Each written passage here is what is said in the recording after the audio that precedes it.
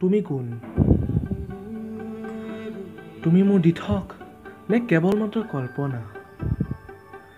তোমাৰ চকুৰ ফালে চালেই মনে আঁকিব বিচাৰে ভালপোৱাৰ আল্পনা। তোমাৰ মধুৰ কণ্ঠ যেতিয়া মোৰ কাণত বাজি উঠে, হৃদয়ৰ বিনা তাৰবোৰ যেন সিহঁতৰ নিজৰ ৰাগীত নাচিব আৰম্ভ কৰে।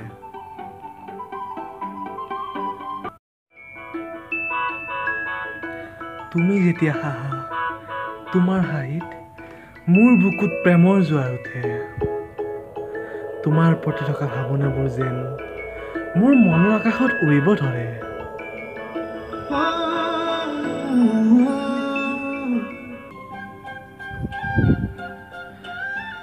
যেতিয়া তোমাৰ চকুত চকুত হওঁ, মোৰ জীৱনৰ প্ৰদীপ চঞ্চল হৈ পৰে।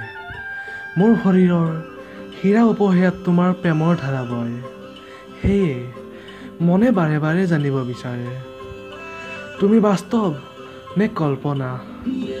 তুমি কেৱল মোৰ মনৰ কল্পনা।